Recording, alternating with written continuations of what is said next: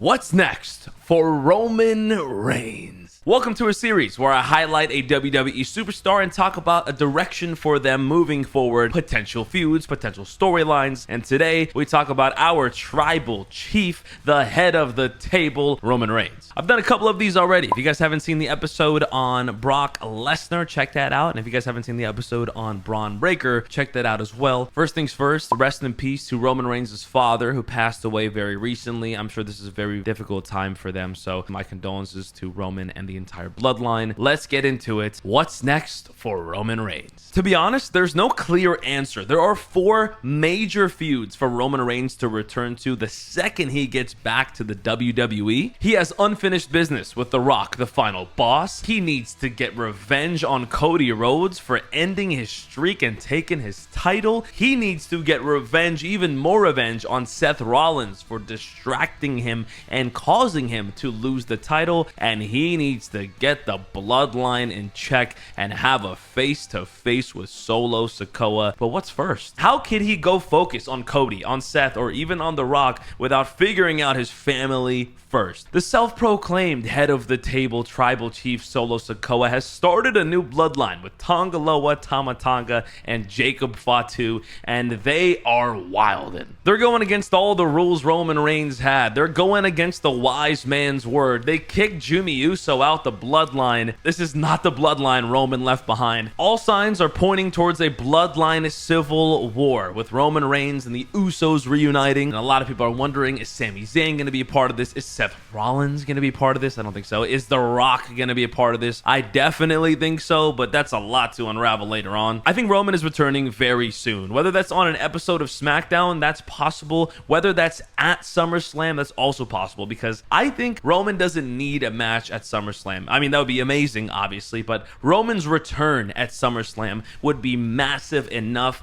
and I can't see a guy like that returning on an episode of SmackDown. He needs to return with the biggest, this could arguably be the biggest return in WWE history. I mean, the story that he left behind, the height of his career, he left for months and months, and all this turmoil is building. Roman's return is gonna be iconic, and I think that happens at one of the grandest stages of them all, at SummerSlam. Assuming Solo Sikoa gets a title shot versus Cody Rhodes at SummerSlam, that sounds like a perfect opportunity for Roman Reigns to return. Follow through with that storyline, leading to a bloodline civil war during War Games later in the year, and I think we end up getting a betrayal, of course, and The Rock is going to be behind this betrayal, setting up their Mania match at next year's WrestleMania with The Rock versus Roman, like it was supposed to happen this year. Now, I guess after all of the family business is sorted out, Roman Reigns has got to deal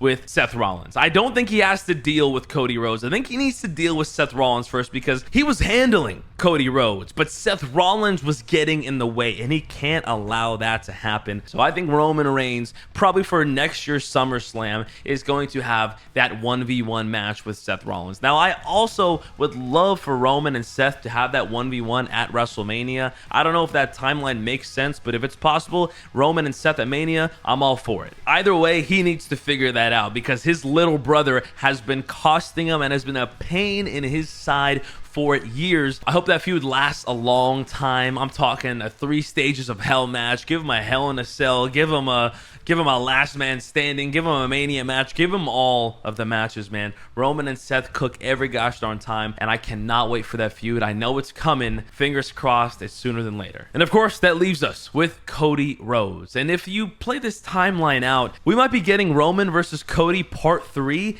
at WrestleMania 42 or 43, which seems so far away, and it is, but realistically, these matches are not going to be happening at like Royal Rumble or Money in the Bank. These are marquee, like, match of the decade matches. They have to happen at the grandest stage. And if you want to factor in age and health and in real life, I think the Roman Rock match needs to happen at WrestleMania sooner than later, because The Rock is getting older, Roman's getting older. That match kind of has to happen soon. Cody's going to be in shape for a long time, knock on wood. Seth Rollins, hopefully he stays injury free. They can have their match in 2-3 years down the road, but Roman Rock has got to happen soon. Roman Solo does not need to be a WrestleMania match. I could see that happening at SummerSlam, or I could see that happening at like the Royal Rumble or something. In my opinion, that's not a WrestleMania match, at least not right now. Maybe in a few years down the road when Solo's got a bunch of history and has some accolades and has some credibility, then Roman and Solo could be a great match, a great feud down the road. But Roman's got a lot on his plate. Whenever he decides to come back, he's got 4 major feuds to deal with. That's a 2, 3, 4-year span of opponents, and I don't see many really things happening in between there. At this point in Roman's career, he's the GOAT, so he's not going to have random one-off feuds. I just don't really see that happening.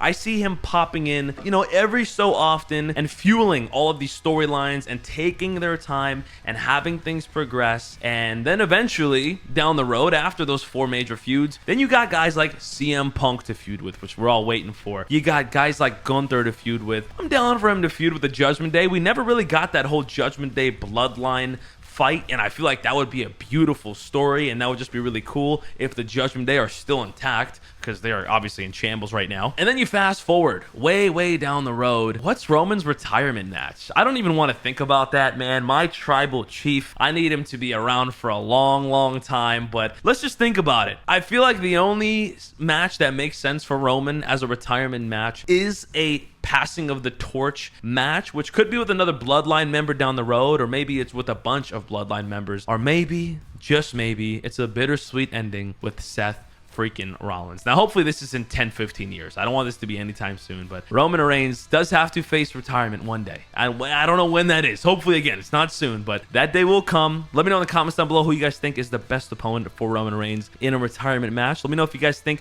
that there's any feuds that Roman should have in this upcoming run when he does, in fact, return. My tribal chief, my head of the table, will be back with a vengeance, and we'll be back to take it all. Ladies and gentlemen, that was this week's episode of What's Next. Let me know in the comments down below who you guys would like to see me do next. Roman Reigns, we miss you. We need you back.